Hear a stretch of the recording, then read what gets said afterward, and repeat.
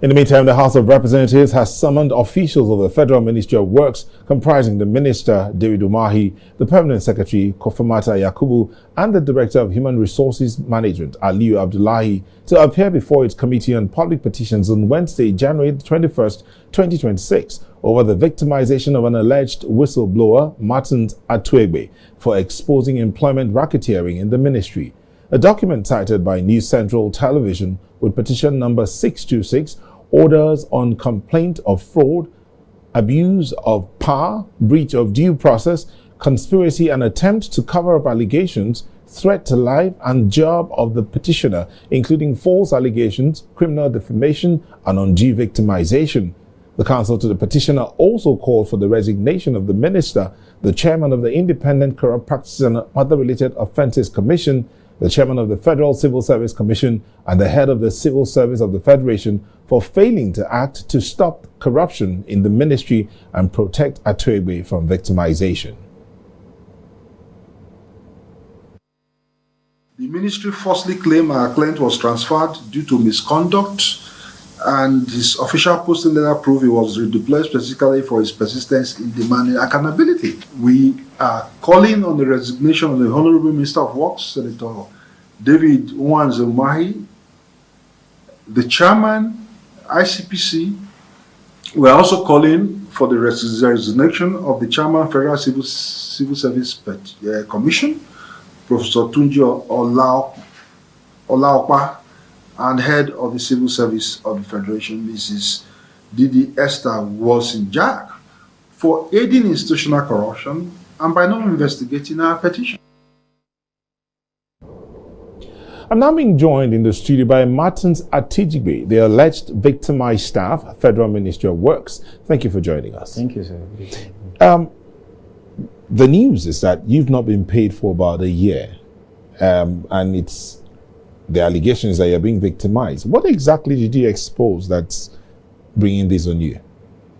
Well, actually, there's been monumental administrative malfeasance and corrupt practices in the ministry.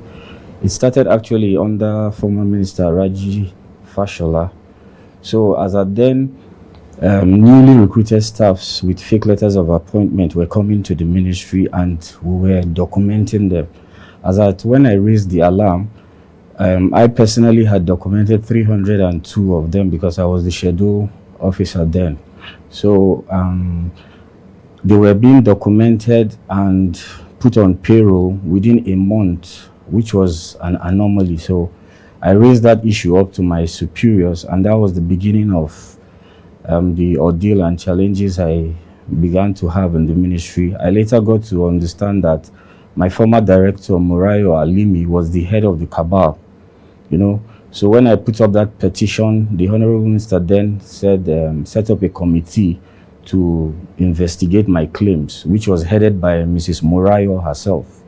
And in all fairness, she was part of the cabal. She ought not to have been a part of the committee because I asked her to recuse herself, but they felt they could just do whatever they felt they could do. They did and came up with a report, and instead of looking at the core facts of the thing, they turned against me, claiming I was the one that was corrupt.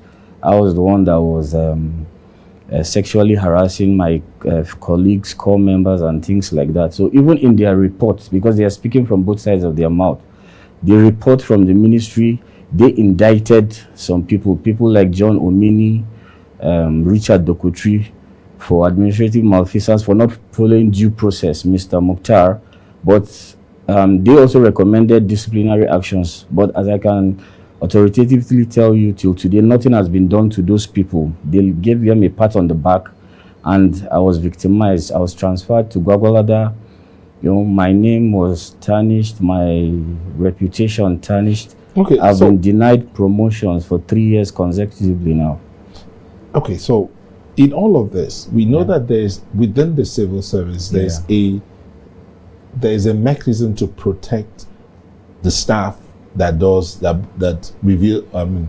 How do you say it now? That exposes malfeasance or corruption within the ministry or within the civil service. Is there not something like that? Yes. So is it that mechanism has been put aside? Of course, they shelved it aside because we've written petitions to the head of service, the ICPC, and nothing has been done. Even this year, because this year we wrote to the new ICPC chairman, and the investigating officer told us that information from above, that they were asked to set aside the petition, that the chairman asked them to put the petition aside and not to investigate it, because going further with the investigation was going to affect the careers of some of the directors who are still in service, and majority of them that have retired, because they are all part of this systemic corruption.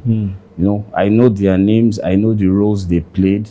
Even some of the people that came in with fake letters of appointment that are still on the ministry's payroll, they are still working. But why am I being victimized? Why has the ICPC, the head of service, and other relevant bodies refused to investigate? So now that the House of Representatives has summoned the minister and the leadership of the civil service, as it concerns this matter, what do you expect to come off of it? Well, so far they have refused to turn up. All 6 times that we have appeared, neither the minister nor the permanent secretaries have appeared, nor the director of human resources have appeared.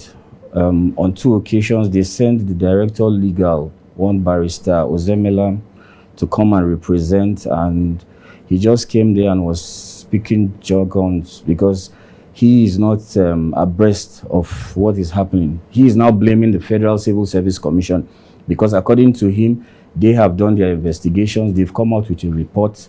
They had a senior staff committee meeting where they were recommended that I should be dismissed from service, and they forwarded it to the Civil Service Commission to implement.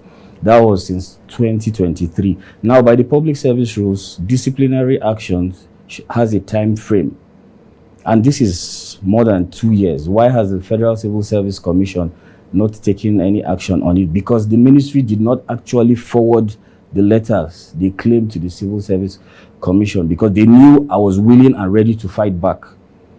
They thought I would just sit down, because they keep telling me I should go and beg. And I keep telling myself, why should I go and beg for doing the right thing?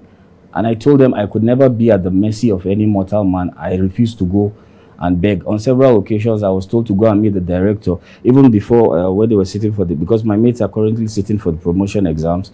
They said I should go and meet the director of human resources, Alleges Abdullah, who just retired. And I went, I met him. I have an audio recording of my conversation with him, but I told him that whatever he has done, he's going to meet it. Even if he doesn't meet it in the service, he will meet it in the future.